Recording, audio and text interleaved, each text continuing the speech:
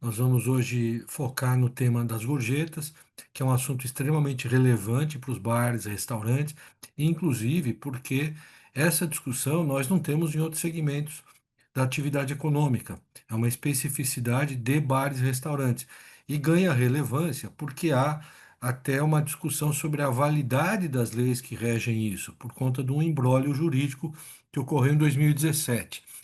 O Léo Henry é dono de um restaurante consagrado aqui em São Paulo, é um estudioso dos temas, é adepto das boas práticas administrativas e de recursos humanos e preparou um excelente material para a gente começar aqui o nosso bate-papo, de maneira que eu já passo a bola para ele. Vai lá, Léo. Oi, gente, boa tarde. Fábio, obrigado pelas palavras. Me apresentar rapidinho para vocês. Eu sou o Léo Henry.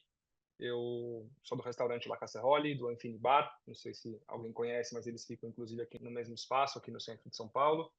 E estou há 15 anos nesse trabalho de gestão do setor de bar e restaurante, há 15 anos participando da Brasel. E eu entendo essa nossa conversa de hoje como uma troca porque eu tenho certeza que as nossas dúvidas elas são comuns, tenho certeza que a experiência e as boas práticas de um são positivas para o outro, então acho que a ideia é a gente fazer essa troca descontraída. Eu preparei um material, uma coisa de uns 20 minutinhos para passar para vocês, só para a gente cobrir os temas básicos. A Brasel tem uma gama muito grande de associados e nessa gama de associados eu sei que tem pessoas com experiência diferente, tempo diferente, então eu queria retomar, mesmo que rapidinho, esse conceito mais geral, para aí a gente poder avançar um pouquinho para as práticas mais específicas.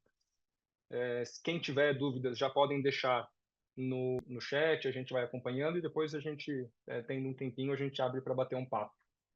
Então, deixa eu botar a apresentação aqui na tela, a gente. Vocês estão conseguindo ver? Beleza, maravilha. Tirar outra tela aqui da frente. Então vamos lá. Nossa ideia hoje é falar especialmente em como transformar a gorjeta, que é historicamente um grande risco para os bares e restaurantes, em uma ferramenta de gestão, uma ferramenta para a gente fortalecer a cultura dos nossos bares, dos nossos restaurantes, dos nossos negócios. Então, eu separei aqui uma coisa rapidinha e já vou pular para o começo direto, que é o que eu chamo de tique da gorjeta, que é uma brincadeira que a gente faz com todo mundo que tem, tem que lidar com restaurante, especialmente quem já teve uma ação trabalhista, tem tique de escutar da gorjeta, mas eu brinco que esse tique ele é um tique positivo, porque ele é a junção de três palavras: transparência, informação e comprovação, que eu acho que são os três pilares que a gente tem que adotar. É claro que na gestão dos nossos negócios como um todo, mas especialmente quando a gente diz respeito a um tema tão sensível quanto a gorjeta em bares e restaurantes. Então, essas são os principais pilares, assim, claro, como as disposições legais, que o Fábio está aqui para ser o nosso guia, e a nossa cultura empresarial, que é específica de cada empresa. Então, começando pelo conceito bem básico da gorjeta, que é uma contrapartida facultativa, paga pelo cliente, seja ela espontânea ou ostensiva, que são as modalidades que a gente tem, e que é destinada aos empregados. Então, vamos destrinchar rapidinho essas frases. Contrapartida. Ela existe por um serviço que é efetivamente prestado. Então, ela tem uma diferença muito grande do salário, por exemplo, que, independentemente de atender 10, 15 ou 1.000 clientes, o salário ele é uma coisa fixa. A contrapartida por um serviço prestado varia de acordo com essa própria prestação. E a gente tem uma contrapartida que compõe a remuneração dos nossos empregados, mas não configura um salário. E aí depois o Dr. Fábio pode falar mais juridicamente sobre este ponto. Facultativa. É uma coisa que estamos acostumados, no geral, ela é opcional, mas isso está expresso, isso está escrito na convenção coletiva.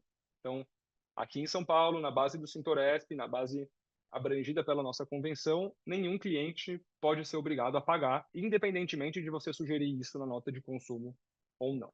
O fato de ela ser paga pelo cliente, acho que não precisa entrar em detalhes, mas aqui a gente entra basicamente nas duas modalidades que a gente tem de gorjeta hoje em dia, que é a gorjeta espontânea, aquela gorjeta que é paga em dinheiro, aquela gorjeta que não tem controle por parte da empresa, que a empresa efetivamente não sabe quanto está entrando, quanto está recebendo, E para as empresas que adotam apenas este modelo, existe também a necessidade de colocar uma integração da estimativa de gorjeta no holerite de cada funcionário. E aí depois é uma questão contábil, enfim, existem os reflexos sobre isso, mas esse modelo, felizmente, na minha opinião, cai cada vez mais em desuso e a gente começa a trabalhar mais, hoje em dia, especialmente aqui em São Paulo, com a gorjeta ostensiva, que é quando a empresa já sugere na conta um percentual de gorjeta para o cliente pagar, seja 10%, 13%, 12%, enfim. E a própria empresa é responsável por sugerir, por arrecadar isso junto com a conta, por controlar, por pagar os encargos sobre isso, fazer os cálculos do rateio e por distribuir aos empregados. O que é muito interessante, que as pessoas às vezes não sabem, é que as duas modalidades elas podem coexistir em um mesmo restaurante. Ou seja, eu tenho um tratamento específico para as gorjetas que entram no caixa da empresa e um outro tratamento para a gorjeta que o cara deixa ali uma caixinha a mais para o garçom que atendeu, R$ 50, R$ 100, R$ 20, enfim. É possível ter um tratamento diferente para essas duas coisas previsto num próprio acordo de gorjetas. E o mais importante aqui é que isso, a modalidade que a empresa trabalha, que ela reflita a realidade que ocorre na empresa. Isso acho que é o ponto de partida para ter uma gestão de risco. Não adianta querer fazer de uma forma se na prática é diferente. Então, assim, se a gorjeta passa pelo caixa da empresa, a recomendação 1000% é de que vocês adotem a gorjeta ostensiva, possam fazer devido controle disso. E aí, a última parte dessa frase, que é simples, mas que é essencial, a gorjeta é destinada aos empregados.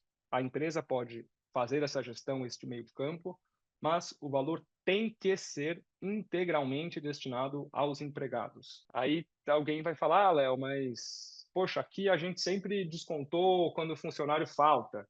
Não posso mais descontar? Pode. Ah, Léo, aqui a gente sempre descontou quando o funcionário atrasa, quando tem alguma advertência. Pode descontar? Pode. Mas espera aí, pode descontar, mas tem que repassar integral? Como que isso funciona? Reservar essa pergunta e deixar para a gente voltar nela um pouquinho mais para frente. Mas é possível fazer as duas coisas coexistirem de uma forma legal e sem trazer risco para as empresas. Para além da gorjeta, vou falar rapidinho do repique, que muita gente não sabe, mas tudo que o cliente paga acima de 10%, mesmo que você sugira 13%, 12%, 15% de gorjeta, é considerado repique. Tem um tratamento diferente na nossa convenção coletiva sobre isso. E aí você tem duas opções de como lidar com este valor acima dos 10%. Uma forma é tratar do mesmo jeito que a gorjeta e a outra forma é tratar como um prêmio repique. Isso está previsto na convenção. Apesar de estar previsto na convenção, aqui é uma coisa que eu não recomendo mesmo que as pessoas adotem nos restaurantes, porque eu já sei de casos de restaurantes que escolheram fazer o pagamento de tudo que entra acima de 10% como prêmio para os empregados, porque não tem aquela retenção de um percentual para pagar impostos.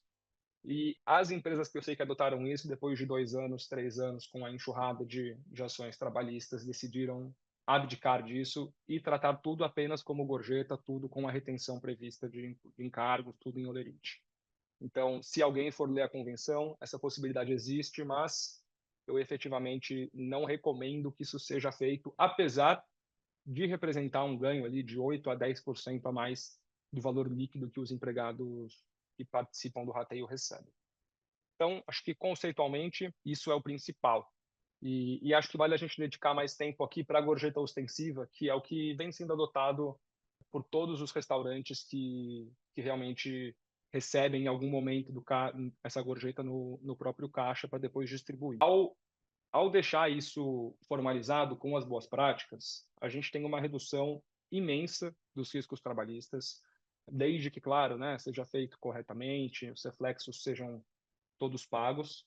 E não só essa redução de riscos, como a gente tem um ganho econômico financeiro bastante significativo ao poder se enquadrar nos regramentos específicos que existem na convenção coletiva, como a condição especial, para quem sugere acima de 12% de gorjeta, ou na condição diferenciada para quem sugere menos de 12% de gorjeta.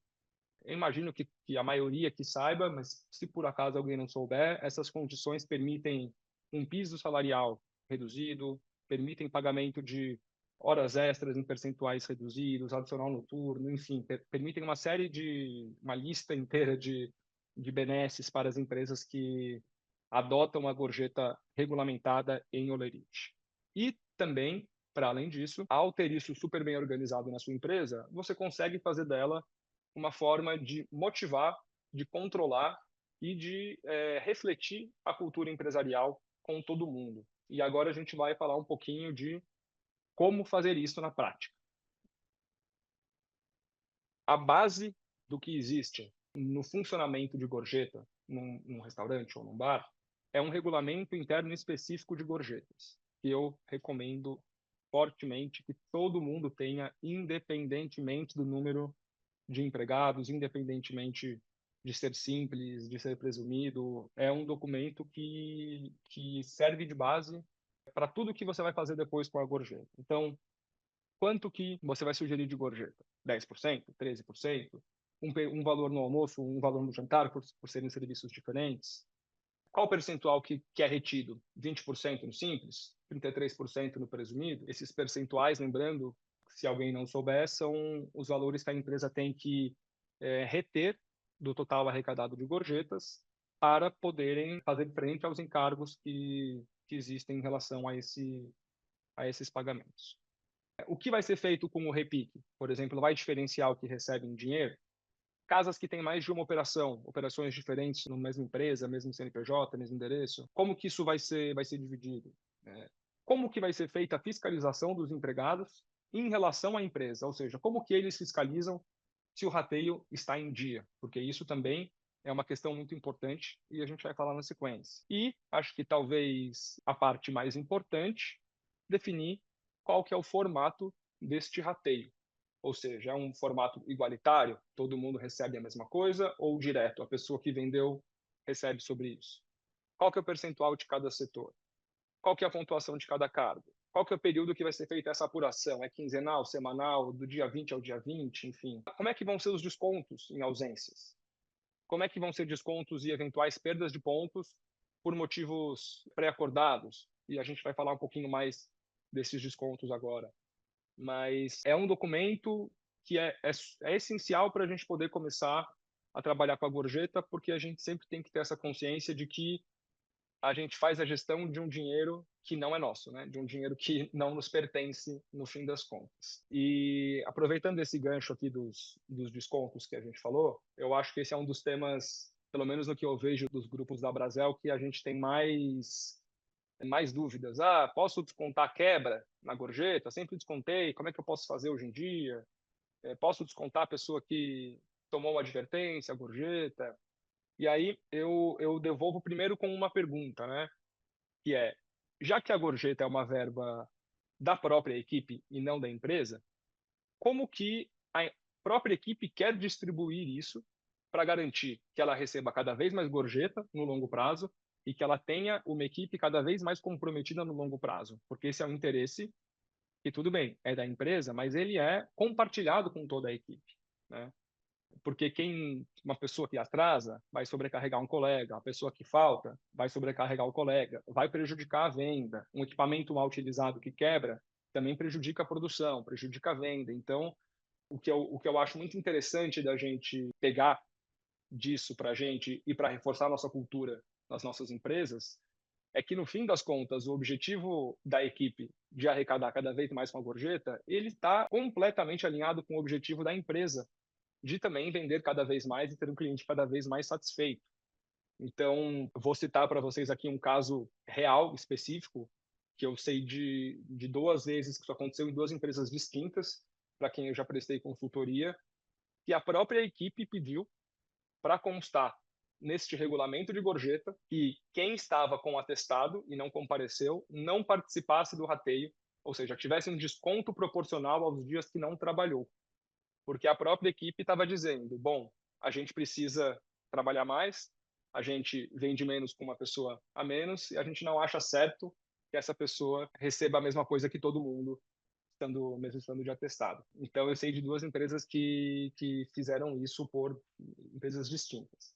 Mas o ponto aqui que eu acho mais importante desses descontos é que todos os valores descontados de um empregado, eles devem obrigatoriamente ser redistribuídos para os outros. Ou seja, a empresa que desconta alguém por um mau uso, por uma desídia, por um atraso, a empresa não fica com esse dinheiro para si. Mas eu preciso repor o prato que quebrou, a pessoa quebrou uma bandeja por falta de cuidado, esse desconto sempre existiu. Na verdade, ou depois o Fábio pode até me corrigir se eu estiver errado, mas isso é hoje em dia que a gente precisa distribuir tudo que a gente arrecada, isso não é uma coisa possível de ser feita.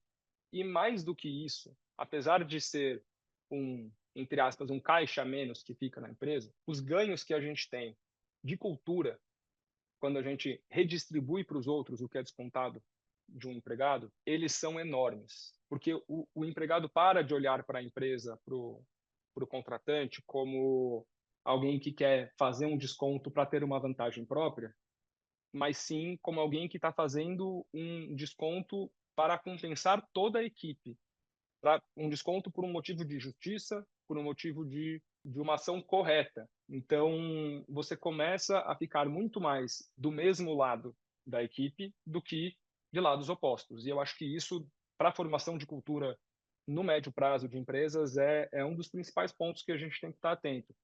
Além, claro, de você estar em conformidade na parte da comprovação numa eventual perícia contábil de ação trabalhista e de você ter uma razoabilidade para se defender numa eventual ação trabalhista também. Então, que a empresa nunca fique com um dinheiro que é da gorjeta. Agora, contar um pouquinho para vocês aqui do meu conceito, que eu acho que essa gestão da gorjeta tem que favorecer essa relação de longo prazo. Vou contar como a gente faz na nossa casa aqui. Depois, quem tiver dúvidas pode perguntar também. Aqui a gente faz um rateio mensal, do primeiro ao último dia do mês, pagamento junto com o salário. A gente acha que é mais simples. A pessoa trabalhou o mês fechado, recebe o mês fechado, é bastante direto a percepção de quanto a pessoa trabalhou, quanto teve de movimento no mês com o que ela recebe. Fica bem próximo o fim do mês do quinto dia útil e a gente entende que funciona super bem. E a gente adota um rateio igualitário de gorjeta. Ou seja, todos os garçons partem de uma mesma pontuação. Independentemente da pessoa ter trabalhado num dia que bombou e a outra ter trabalhado num dia que foi mais fraco, ou a pessoa folgar numa segunda, outra pessoa folgar numa quinta-feira, todo mundo parte da mesma pontuação de gorjeta. E a gente entende que isso é importante para reforçar a questão de que nós trabalhamos como uma equipe e que nesta equipe todos precisam de todos, que o cliente que vem na segunda é o mesmo cliente que vai voltar na quinta-feira, que a pessoa que é atendida por A tem que ser atendida por B do mesmo jeito. E o que a gente vê na prática são as pessoas da equipe, especialmente no atendimento, se ajudando todo mundo a evoluir e não focado numa evolução mais individual, porque sabem que, na verdade, quem constrói esse bolo que vai ser repartido é o trabalho de todo mundo. Então, a gente não faz separação por escala, a gente não faz separação por vendas, para que a pessoa que vendeu mais ganhe mais do que a pessoa que vendeu menos. A gente tem uma bonificação independente da gorjeta para fazer esse reconhecimento e nós descontamos as ausências justificadas ou não, repassando o valor desse desconto para as outras pessoas da equipe. Da mesma forma, isso acontece com uma série de outras possibilidades de desconto que estão previstos no nosso regulamento de gorjeta, que foi acordado com toda a equipe e assinado em conjunto com os sindicatos também. Então, essa é a forma que funciona hoje em dia nas nossas operações. Depois eu até posso mostrar para vocês um pouquinho disso na prática, numa planilha, porque eu acho que é uma ferramenta de gestão importante para a gente dar uma passadinha bem rápida. Mas, de uma forma geral, esse regulamento interno, que acho que é o principal ponto aqui dessa gestão de gorjeta, ele tem que ter essa informação completa, clara, com todo mundo que recebe, que participa disso, ciente de como funciona, disponível para essas pessoas consultarem. Ele tem que ser muito transparente na hora de fazer esses rateios periódicos. Tem muitas empresas que fazem isso no administrativo e não chamam as pessoas da equipe para fazerem essa fiscalização e assinarem. É importante ter essa comissão de fiscalização formalizada e que a cada mês eles possam bater com o administrativo financeiro, como foi o rateio, eventuais descontos, e que eles deixem a assinatura de que estão de acordo com este rateio que foi feito, que ele é correto, porque isso, numa eventual ação, isso também tem um grande valor, e é importante manter essa comprovação, tanto de que o valor distribuído é igual ao valor que foi arrecadado, né, deixando essa parte super alinhada, quanto que isso esteve, essa informação esteve em poder de todo mundo. Assim, a gente fala muito de coisas que ajudam, podem vir a ajudar numa eventual ação trabalhista, mas, na verdade, quando a gente fala de seguir essas boas práticas como um todo, o que a gente busca é que a gente nem chegue a ter uma ação trabalhista, né? A gente, na época em que a gorjeta era feita de forma espontânea, antes da gente mudar para a ostensiva, a gente tinha com alguma frequência ocorrência de ações pedindo gorjeta, integração do salário.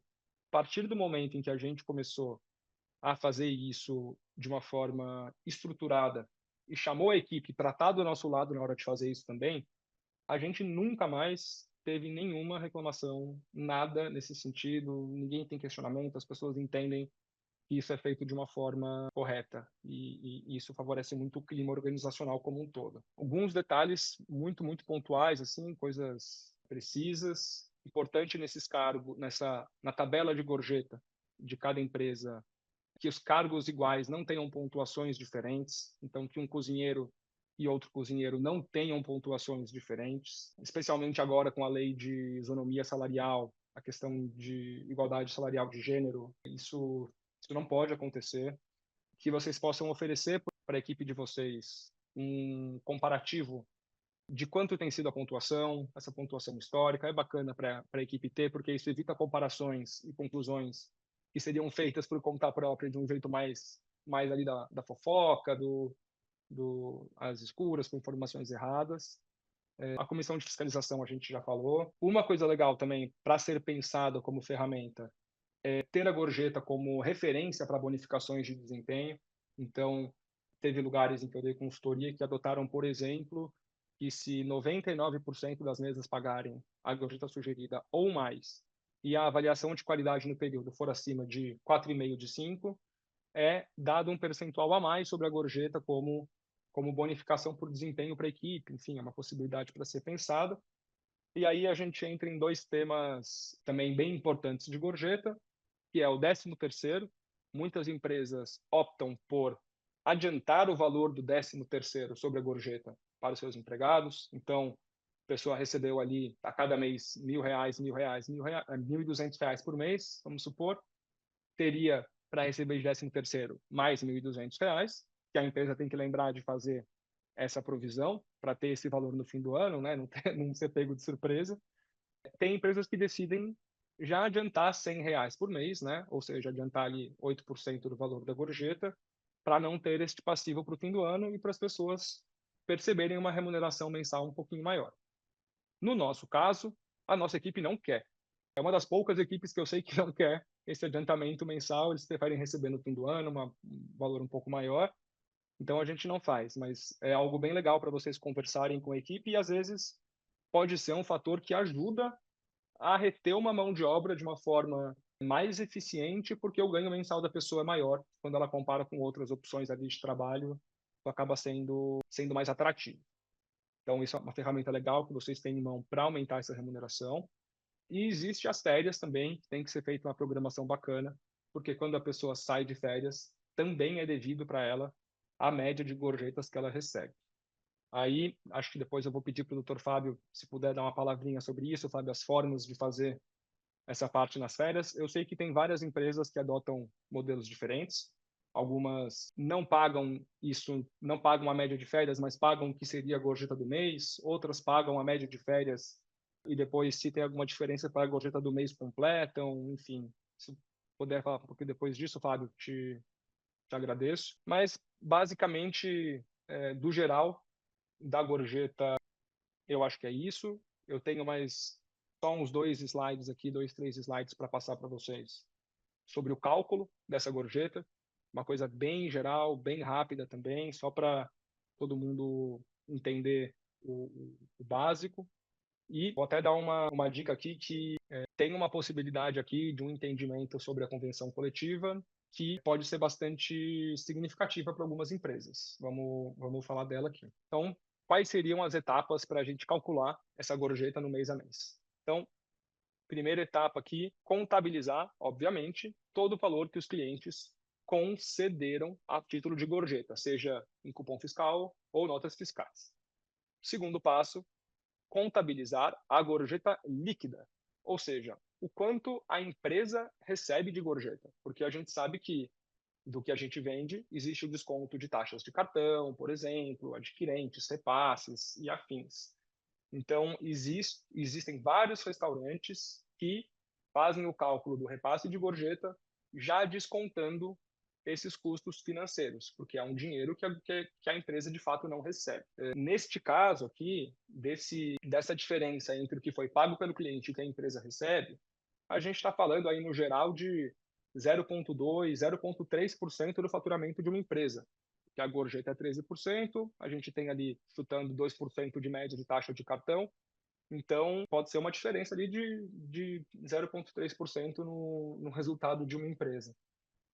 Bom, calculado quanto foi arrecadado de gorjeta, quanto foi recebido de gorjeta, desconta-se a retenção dos encargos para pagamento de impostos, 20% para quem está no simples, 33% para quem está no presumido. Da gorjeta, desse total, que é a gorjeta que vai ser distribuída, aí o rateio é feito conforme as regras de cada casa. Na nossa, a primeira divisão que a gente faz é por área, tanto para o salão, tanto para a cozinha. E depois disso, a gente desconta o que já foi pago em cada salão, em cada área dessas ao longo do mês. Então vamos supor que eu tenho que pagar 10 no salão e 10 na cozinha, mas eu tive 2 rescisões no salão ao longo do mês que já receberam a gorjeta desse período, então eu tenho que pagar, na verdade, mais 9, não tenho os 10 mais para pagar. Beleza, cheguei nos valores definitivos que eu tenho que pagar para cada setor. Vou reservar esse valor, deixar ele salvo ali e começo a fazer o cálculo de cada colaborador. Se tem algum desconto, se tem algum dia em que não trabalhou, enfim, isso também de acordo com as regras de cada casa e sempre muito bem registrado para que não possa haver uma contestação depois. Então vamos supor que o colaborador A tinha 10 pontos, perdeu um ponto por alguma coisa que aconteceu, ficou com 9 pontos. O colaborador B tinha 10 pontos, não teve nenhum desconto, acabou com 10 pontos da mesma forma, então o total que eu tenho nesse setor vai ser dividido por 19 pontos e não por 20 pontos. O valor de cada ponto aumenta. E é aí que a gente está fazendo aquela redistribuição dos descontos. E aí é super fácil, só dividir o que tem que ser distribuído pelo número de pontos e fazer vezes os pontos de cada pessoa. Depois eu mostro uma planilha para vocês, que acho que é uma das partes que mais ajuda o nosso dia a dia, deixar isso super automatizado. Mas essa é basicamente ali a forma de cálculo da gorjeta. Vai mudar um pouquinho de cada casa e depende só de uma boa planilha, um bom registro de arquivos e de um bom alinhamento com a contabilidade, com o sistema, para que vocês possam ter o controle desses valores. Então, é basicamente isso. Resumo aqui esse desafio da gorjeta como sendo estabelecer um sistema de rateio que equilibre o incentivo para um bom rendimento, sem exagerar no lado de uma competitividade interna que pode ser negativa, e que mantenha a todo momento o TIC, que é a transparência, a informação e a comprovação, claro que alinhado à cultura de cada empresa, aos objetivos estratégicos de cada empresa, a forma como cada empresa lida com a sua equipe.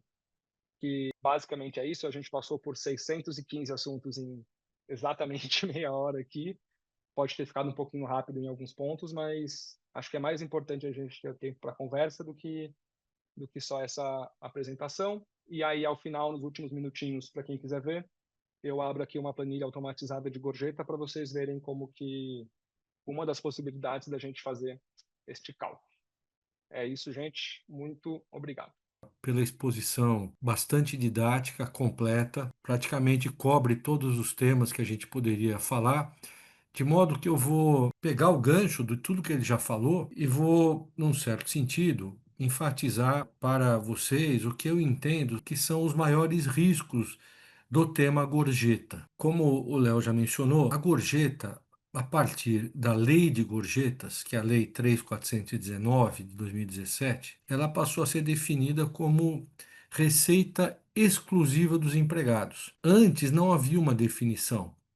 Inclusive, muitos restaurantes embolsavam as gorjetas, outros usavam parte da gorjeta para financiar perda de materiais, de insumos, etc. Até que em 2017, em março de 2017, foi editada a chamada Lei de Gorjetas, que é a Lei 13.419. Em julho, o mesmo governo que editou a Lei de Gorjetas editou a reforma trabalhista, que sobrepôs ao artigo 457 da CLT, que é o que trata da remuneração e, portanto, também das gorjetas, né? Mais parágrafos. A lei de gorjeta ela introduziu 11 parágrafos no artigo 457 e a reforma trabalhista, que é a lei 13.467, introduziu 14 parágrafos. Isso gerou um debate enorme sobre a vigência dessa lei de gorjetas. Muita gente defende que a lei de gorjetas está tacitamente revogada pela reforma trabalhista, cujo texto sobre as gorjetas também estaria revogado pela caducidade da medida provisória 905. Mas essa discussão não interessa para nós. A gente não tem que ficar aqui num debate acadêmico sobre se está valendo, se os três pontinhos no final. Se vocês abrirem, por exemplo, agora o site do Planalto, que tem todas as leis do país ali sistematizadas, vocês vão ver que está tudo riscado da Lei 13.419. Quer dizer, o órgão oficial dos governos, desse governo, do anterior e do anterior, consideram que essa lei está revogada. Mas o que nos interessa é o seguinte: não obstante esse debate, para a justiça, é como se a lei estivesse valendo integralmente. Se vocês examinarem os acórdãos do TRT aqui de São Paulo, vocês vão verificar que todos os conceitos que permeiam a lei de gorjetas estão sendo usados nas decisões. E mais do que isso, e aí sim é muito importante, a nossa convenção coletiva incorporou basicamente toda a estrutura conceitual da lei de gorjetas, que são e que diferenciam no tempo o que era antes da lei de gorjetas. Primeiro, gorjeta é receita dos empregados. Antes isso não estava claro. Segundo, a gorjeta, desde que seja ostensiva, deve transitar na folha de pagamento. Os mais antigos aqui, quem é empresário há mais tempo, lembra que havia uma enorme discussão no passado. Você colocava ali na nota que ia para o cliente, gorjeta não obrigatória. Pelas convenções coletivas pré-2017, o simples fato de você escrever gorjeta não obrigatória tornava a gorjeta espontânea. E aí havia uma enorme discussão nos processos sobre o valor efetivo da gorjeta, porque a empresa dizia que, como a gorjeta estava cumprindo a convenção coletiva e como a gorjeta não era obrigatória, ela não tinha obrigação de saber os valores, não obstante soubesse, porque transitava no caixa. Nós já vivíamos a era do dinheiro de plástico e do dinheiro eletrônico. Nada disso hoje tem validade. Gorjeta pertence aos empregados, gorjeta deve transitar na folha de pagamento. E para quem acha que isto é ruim, porque aumenta os custos, vamos lembrar que a própria lei de gorjetas, que foi incorporada pela convenção coletiva, estabelece as ferramentas de financiamento do custo dos encargos da gorjeta. Vamos lembrar, gorjeta não é salário, gorjeta é remuneração. Do ponto de vista jurídico, isso é uma diferença brutal. Porque isso define sobre quais verbas a gorjeta é base de cálculo. Antes da atual súmula 354 do TST, que estabelece que a gorjeta só serve de base de cálculo para 13º, férias, fundo de garantia e INSS, nós tínhamos uma súmula anterior que felizmente foi revogada, que era 290, que estabelecia que a gorjeta era a base de cálculo de tudo, porque ela era salário, o que era conceitualmente inaceitável. Foi uma época muito militante do Tribunal Superior do Trabalho, porque nunca pode ser salário um valor que é pago por terceiros. O salário, por definição, é pago pelo empregador.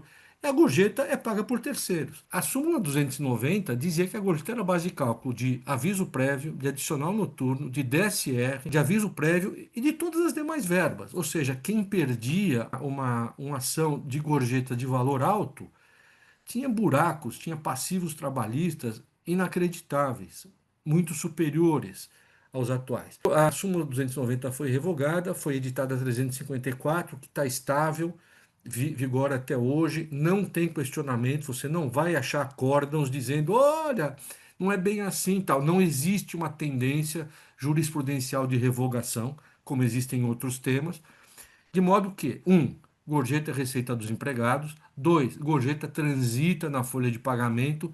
3, gorjeta é remuneração e só gera reflexos em 13º, férias, fundo de garantia e INSS. E agora, quarto, as gorjetas, elas sendo receita do empregado, quem define, pelo menos em tese, os critérios de rateio com as suas inúmeras variáveis, em tese, são os empregados. Quais são as variáveis? Historicamente, a gorjeta era usada para financiar quebra de louça, perda de materiais e como punição para funcionários desidiosos, que faltavam, que atrasavam. Era aplicado como. Até hoje é feito isso. Por baixo dos panos, mas é feito. Isso é possível? Em tese, não. Primeiro, o custeio da perda de materiais, etc., é tido pela justiça como risco do empregador, risco do negócio. Então não é o empregado que financia, como a gorjeta é receita do empregado, em tese você não pode usar para isso. Se um empregado quebra um objeto, você tem duas opções. Você tem que penalizar o empregado se você tiver uma previsão contratual de desconto de danos culposos, ou se o dano for doloso, o empregado perdeu a cabeça, jogou ali um prato no chão, o dano é doloso, nem precisa ter previsão contratual. O que acontece é que é muito difícil identificar como é que as perdas acontecem, quem as praticou. Então, muitas casas usam isso para fazer a reposição dos custos. Muito bem, voltando ao tema. Por que que é importante que a gorjeta transite na folha de pagamento? E muita gente fala, mas por que que eu vou fazer isso? Né? Isso vai me aumentar os custos, porque eu vou ter que pagar o reflexo das gorjetas nos 4 títulos que eu mencionei aqui. Porque a lei de gorjetas, que não obstante se discuta vigência e incorporada na convenção coletiva, ela financia esses custos. Para quem está no regime tributário do Simples, da massa de gorjetas você pode deduzir 20%. E esses 20% comprovadamente financiam o pagamento desses títulos. Ah, mas o meu contador, desculpa se tiver algum contador, não, eu estou dando apenas um exemplo, não é nenhum menoscabo a ninguém aqui. Meu contador falou que a conta não fecha. Não fecha quando equivocadamente se usa para efeito de cálculo a massa de 100%. Vamos admitir que você está no regime do simples. Você pode deduzir 20% da massa de gorjetas para pagar os encargos em 13º, férias, fundo de garantia e INSS. Quando você calcula 20% sobre os 100%, a conta não fecha mesmo. Por quê? Porque isso está na convenção coletiva e estava na lei de gorjetas. A base de cálculo é o valor já deduzido. São os 80% remanescentes sobre os quais que vão gerar todos os encargos que nós mencionamos aqui. Ou seja, os 20% são sobre os 80%, não sobre o valor original. Se você está no regime do lucro, você pode deduzir 33% e você vai pagar os encargos sobre os 67%, ou seja, 100% menos os 33%. A conta fecha. Pode ter uma coisinha aqui, outra ali, que são coisas que não são despesas correntes, tá? Os primeiros 15 dias do INSS, aquela coisa que, tá bom, de vez em quando vai ter um problema, mas de regra, a gorjeta estar na folha é uma grande vantagem, porque a gorjeta se paga, não é dinheiro de vocês, é dinheiro do cliente que pagou a gorjeta. E eu concordo com. Eu lembro que quando a lei de gorjetas foi editada, eu tive que percorrer um monte de clientes para fazer assembleias. Vocês devem lembrar, os mais antigos, que naquele momento a convenção coletiva exigia um negócio chamado termo de implantação de gorjetas, que exigia assembleia. Para explicar para os empregados que nós íamos deduzir, né, no caso eram empresas de lucro presumido, ou de lucro real, não lembro mais, mas era uma dedução de 33%. para explicar para esses caras que do valor que eles recebiam ia ser deduzido 33%, ou seja, um terço, era um negócio incompreensível. Em geral, os empregados não aceitavam porque eles não eles tinham contas para pagar, contavam com esse dinheiro, mas eles não vislumbravam que o valor do fundo de garantia aumentou exponencialmente. A aposentadoria, a base de cálculo do benefício previdenciário, seja de afastamento por incapacidade, seja de aposentadoria, a base de cálculo também aumentou exponencialmente. Era muito difícil explicar naquela época. Hoje, passados 8 anos, isso já virou uma coisa indiscutível, já se incorporou no dia a dia. Então, assim, o dinheiro transita na folha de pagamento, perfeito, e esta gorjeta, essa massa de gorjetas, financia os encargos. A empresa não arcará com um único centavo. E aqui eu vou pegar o gancho, vou fazer o link com um tema que o Léo abordou e que eu considero muito relevante. Muito bem, a gente está colocando a gorjeta na folha de pagamento, nós estamos pagando, como diz a convenção coletiva e como é o jeito certo, nós criamos uma rubrica própria nos olerites. E atenção, a rubrica a ser usada é gorjeta. Por que gorjeta? Porque é o termo legal. Não existe taxa de serviço, isso não existe. Claro que, obviamente, o seu advogado, na hora que tiver discussão, ele vai associar taxa de serviço à gorjeta, porque é uma coisa muito óbvia, muito direta. Mas há casos, e eu já os peguei, em que, por algum motivo, se colocou comissões. Gorjeta não é comissão, pessoal. Comissão é salário variável, é natureza salarial, é percentual sobre vendas. Gorjeta não é percentual sobre vendas, não obstante seja um percentual de 10% sobre a conta. Gorjeta é uma liberalidade do consumidor que deixa um dinheiro porque se sentiu bem atendido. Não é comissão sobre vendas. Então nunca usem o termo comissão, porque se você usar o termo comissão, você está dizendo que a gorjeta é salário. Sendo salário, ela será base de cálculo não dos 4 títulos que a gente mencionou aqui, mas de tudo. Vocês imaginam o custo disso? Então, primeiro, usem gorjeta. Mas isso não resolve todos os problemas do ponto de vista do risco trabalhista. Porque assim, se até 2017 as discussões na justiça eram assim, quando foi extinta a antiga estimativa de gorjeta, agora nós temos ela novamente nas convenções. Mas quando a lei de gorjetas foi editada, os mais antigos vão lembrar que a estimativa de gorjeta ela era inserida no olerite como crédito, como débito, porque ela entrava só como base de cálculo, pelo valor de R$ 329. Vocês lembram disso? Naquela época, um bar, um restaurante de primeira linha, ele pagava para um garçom por baixo R$ 1.500 por mês de gorjeta. Então vocês imaginam, a gorjeta entrava como base de cálculo por 329 e a gorjeta média era 1.500. O que os empregados faziam quando entravam com a ação trabalhista? Eles diziam o seguinte: olha, isso aqui não é gorjeta espontânea. Portanto, nós não resolvemos isso como estimativa de gorjeta. A empresa deveria ter feito os cálculos com base na gorjeta real. E aí ia para a prova testemunhal, que a empresa falava que não sabia, ou que a gorjeta, se você colocasse uma simples frase, gorjeta não obrigatória, você não tinha obrigação de inserir a gorjeta real como base de cálculo. E a discussão era se você pagaria os encargos sobre os 329 da velha estimativa ou sobre a gorjeta real. Era essa a discussão. Quando a lei de gorjetas é editada e a gorjeta passa a integrar a folha de pagamento, essa discussão deixou de existir, porque a gente passou a pagar os encargos, os reflexos da gorjeta sobre o valor real, que estava descrito no lerite. Gorjetas, R$ 1.582. Base de cálculo do INSS, está lá. O que aconteceu a partir daí? Os advogados dos reclamantes vislumbraram o seguinte: a única forma da gente turbinar as ações trabalhistas com o termo gorjeta é dizer o seguinte: a empresa subtrai da massa de gorjetas um percentual que eles inventam, qualquer, 30, 40, eu já vi até 50. No Rio é muito comum se dizer isso, eu tenho clientes no Rio. No Rio, eles dizem que as empresas tomam 50% da gorjeta.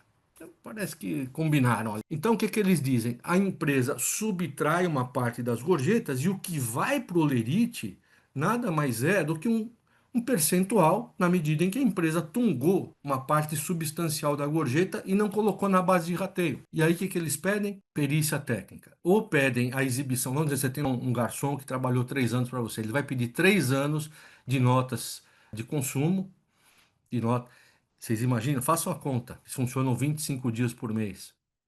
3 anos. Ou a entrega das notas, ou a entrega dos livros contábeis para avaliar o faturamento, ou uma perícia técnica. E como o Léo lembrou na exposição dele, a ideia de ter mecanismos de transparência passa a ser fundamental. Se vocês abrirem agora o portal do TRT aqui de São Paulo, TRT2, vocês vão ver o seguinte: a maior parte das decisões indefere as perícias técnicas, mas há muitas decisões que deferem perícia técnica. Quando que o juiz indefere a perícia técnica e, em geral, o tribunal fala, não, não precisa de perícia, não precisa juntar nota fiscal, não precisa abrir os livros? Quando? Quando a empresa prova que teve critérios de transparência e que há um endosso do empregado sobre esses critérios. E não precisa fazer nada de muito complicado. Você pode fazer. O Léo tem um sistema sofisticado de quem se preocupa com o crescimento dos empregados, etc, etc. Quem às vezes não tem braço para fazer isso, porque às vezes você tem lá um restaurante que é um casal tocando lá com duas pessoas, é mais difícil. Basta uma planilha Excel. Na planilha Excel tem que ter o seguinte: primeiro, as informações precisam ser compartilhadas. Não adianta falar, eu não quero que o Zezinho saiba quanto o Antônio ganha. Não. A planilha tem que ter assim: o nome, a função, a pontuação de gorjeta da função, o valor da gorjeta, a dedução segundo o seu enquadramento tributário de 20 ou 33%, o valor final repassado que tem que ser igual ao que está no Olerite e, por fim, parece uma coisa anacrônica, mas não é, a rubrica do empregado. Ah, mas como assim rubrica? Hoje em dia, assinatura é bobagem. Pessoal, tem um negócio que chama-se bilateralidade. Eu posso fazer uma planilha Excel agora, e juntar numa contestação que eu vou fazer num processo amanhã, inventando qualquer coisa. Inventando valores. Posso. Isto chama-se prova unilateral. Capacidade probatória e credibilidade é muito baixa. Então, a assinatura dos empregados, ela ganha relevância porque ela dá bilateralidade a essa planilha. Ela diz ao juiz, e quando os juízes indeferem as perícias, quando você apresenta uma simples planilha nesses moldes, o juiz diz o seguinte: olha, aqui você tem o nome de todo mundo, a função de todo mundo, a pontuação, os valores, as deduções e a assinatura de todos, o que gera uma presunção de que foi conferido e que existe anuência. É claro que isso não é uma garantia absoluta, mas aqui você cria, do ponto de vista processual, para o seu advogado, você cria uma vantagem, que é a vantagem do ônus da prova. Você ganha ou perde processos muito em função do ônus da prova. Com isto, você tem que transfere para o reclamante a obrigação de provar que a planilha é fraudulenta. Se ele não provar, não vai ter perícia, não vai precisar ter exibição de livros, nada disso. Então, esse documento. Oi. Posso, quando você concluir essa frase, aproveitar, quando concluir esse conceito, aproveitar Não, para não, mostrar a pode planilha que você falar estava já. Eu vou dar um falando? gole d'água aqui, É, pode tá continuar. bom. Então, eu vou aproveitar para mostrar para vocês, gente, um modelo de planilha que eu já. Deixa eu ver aqui. É. Opa, voltou a apresentação do. Vocês estão vendo o Excel, gente? Gente, oi? Oi, estamos sim. Tá bom, maravilha. Então, é uma planilha relativamente simples aqui. Nós temos, primeiro, essa configuração que o Fábio falou. Então, qual que é o percentual que vai ser retido? Aqui, que a gente tem geralmente, quer dizer, só tem duas opções: 20% no simples ou 33% no lucro presumido ou real. E aqui a gente já, no nosso caso, configura, eu botei aqui valores exemplificativos, um valor, vamos supor que salão ganha 50%, cozinha 40%, administrativo, se participar, é uma possibilidade, ganha 10%. Então, essas informações elas vão servir para todo o resto da planilha fazer os cálculos.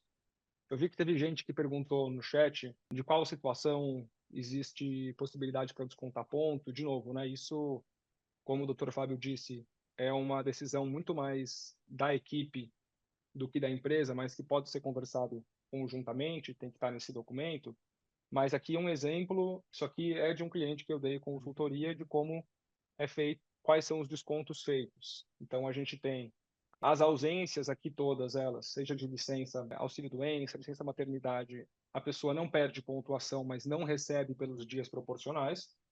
E existe perda de pontuação, então a pessoa que tinha 10 pontos na tabela de pontuação passa a ter 9,5 ou 1 ponto, dependendo de qual falta, qual motivo ela incorrer. E aqui, de novo, está definido pela brigada desse restaurante específico. Então, por exemplo, aqui, falta injustificada num dia de fim de semana, a pessoa perde meio ponto, se reincidir, perde mais 1 ponto. Enfim, essas regras podem ser combinadas em cada operação. Aqui, nós temos um exemplo, vou dar um zoom aqui, não sei se fica possível de vocês verem, também aqui com valores simbólicos. Para cada recebimento que a pessoa teve de gorjeta, né, aqui deveria até ser, como disse o nosso doutor Fábio, gorjeta e não serviço, vamos supor que a pessoa arrecadou R$ 10.000 de gorjeta na modalidade de elo crédito e ele tem uma taxa de 2,18, portanto existe esse desconto aqui de 220. Então, assim a empresa consegue controlar o que efetivamente recebeu a título de gorjeta, né? E deste valor líquido que recebeu a título de gorjeta, isso é lançado na planilha mensal. Essa planilha mensal, vamos lá, a gente começa a preencher ela aqui deste lado. Então, qual que é o período? Que no caso, por exemplo, janeiro de 2025. Então, 1º de janeiro até 31 de janeiro, tanto de gorjeta nos cupons fiscais, tanto de gorjeta nos eventos. Coloca a observação, nota fiscal número tal, evento data tal. Ele automaticamente calcula aqui os dias que existem neste período, né? Pode ser uma quinzena. Se eu colocar aqui uma quinzena, por exemplo, aqui já o total de dias aqui embaixo já é atualizado automaticamente, mas aqui vamos supor que é o mês inteiro, e vamos supor que foi arrecadado R$ 109.000 de gorjeta neste mês, somando esses valores todos de lá. Automaticamente aqui já se calcula o valor que fica retido para imposto, este valor aqui, que seria no caso de 33%, e fica aqui o total a distribuir, 73.030, que é o valor líquido das retenções. Aqui, ele já faz um cálculo do valor a distribuir para cada setor. Então, 50% para o salão, a gente deixou lá na outra planilha 50% para o salão, 40% para a cozinha, 10% para o administrativo, e aqui ao final ele faz o cálculo dos pontos para cada setor de acordo com todos os empregados. Então, vamos voltar para o primeiro lado aqui da planilha, onde nós temos automaticamente aqui todos os empregados que ele puxa da base de empregados, já puxa a função, já puxa qual setor essa pessoa participa, o número de pontos originais. E o que são os pontos originais e os pontos ajustados? Aquilo que a gente falou de descontar, por exemplo, uma falta injustificada que perde 1 ponto, então a pessoa que teria 10 pontos acaba com 9 pontos. E aqui, o que é interessante a gente ver? Que se eu tiro esse desconto, então vamos supor, o empregado C aqui, que também, empregado E aqui, né, que também é um garçom, está ganhando 3.666. Se a gente tira o desconto de um outro funcionário, o valor dele se reduz um pouco, porque é aquilo que a gente disse, o valor que sai de um vai automaticamente para todos os outros. Então aqui a gente pode colocar quantos descontos forem, sempre colocando aqui, eu deixei de exemplo, observações aqui, por exemplo, 2 dias de atestado, ou o mesmo valor pago a título de rescisões, que isso já vai fazer o cálculo automático e você vai ter automaticamente o valor devido corretamente para cada. Vou alterar aqui os valores um pouquinho, por conta própria. Tem os valores pagos aqui para todo mundo. E aqui a gente vai ver que o total a distribuir previsto era aqui de R$ 73.000. E, de fato, depois dessas contas todas, estamos distribuindo aqui R$ 73.029 e 87, R$ 73.029,87. Esses 13 centavos, a gente é bem preciosista, a gente recomenda que seja carregado para o próximo mês, para o rateio do mês seguinte, para que não falte nada.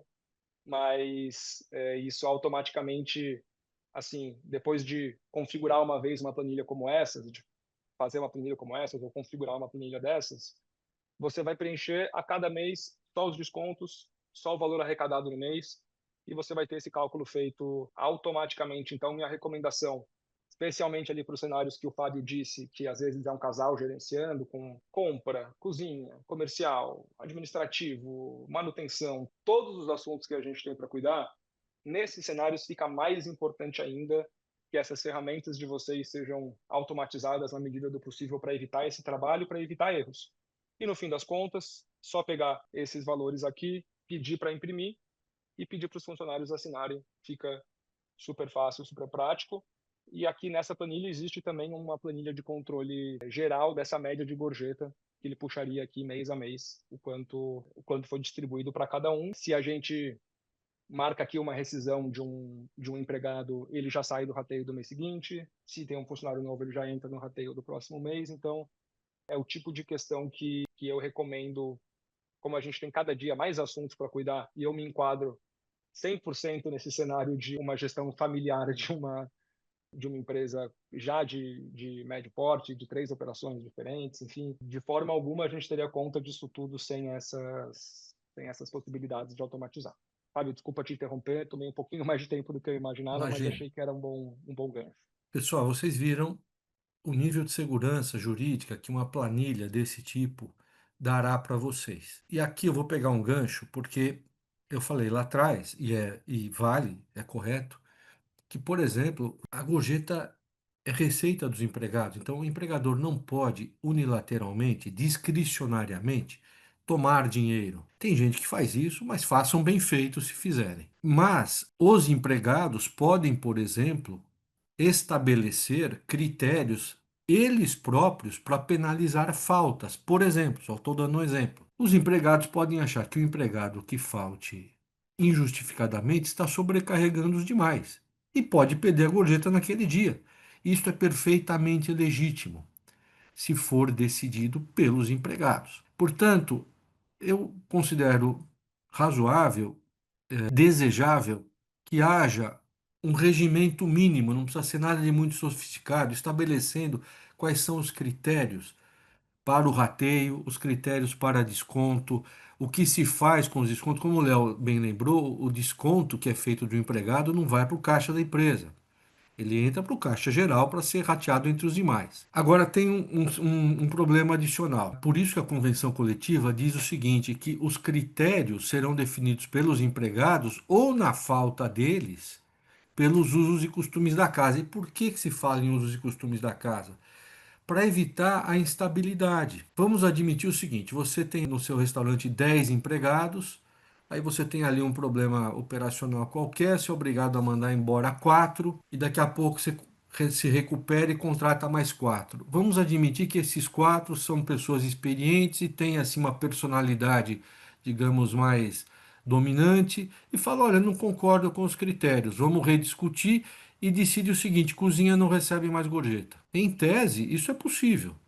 Você faz ali uma assembleia de empregados, você tem ali alguém que tem uma, digamos, uma liderança nata, etc., ou alguém mais antigo, e fala: olha, vamos tirar fora a administração. E vocês, como empresários, sabem que isso tende a gerar desagregação, né? Por isso que a convenção fala em usos e costumes para, uma vez definidos os critérios e estabelecido que esses critérios funcionam, eles não são rediscutidos a cada momento conforme entram funcionários novos ou conforme muda a composição, conforme as lideranças ali dos empregados começam a falar: pô, eu quero tirar três pontos da cozinha e jogar para o salão. Então, a questão dos usos e costumes é importante, mas também é importante que, se vocês forem usar os usos e costumes que vigoram na empresa de vocês há uma década, há 2 décadas, é um documento admissional isso, pessoal. Pega a assinatura do empregado admitido, para que, assim como na planilha de gorjetas que o Léo exibiu aqui, para dar bilateralidade, para não dizer depois que não sabia ou que não concordou, porque aí você gera a presunção de anuência, que para efeito de distribuição do ônus da prova é muito importante. Quem assinou e concordou terá que provar que houve algum tipo de coação, algum tipo de vício de consentimento, o que é uma prova virtualmente impossível de ser feita. Será um arrependimento posterior, e isso, do ponto de vista dos efeitos jurídicos, não gera nada. Bem, eu considero aqui que os pitacos que eu tinha a dar eram basicamente esses, os mais importantes, né? Porque eu imagino que haja aí uma demanda por alguma pergunta aqui, ali, então eu fico à disposição. Obrigado aí pela atenção de todos.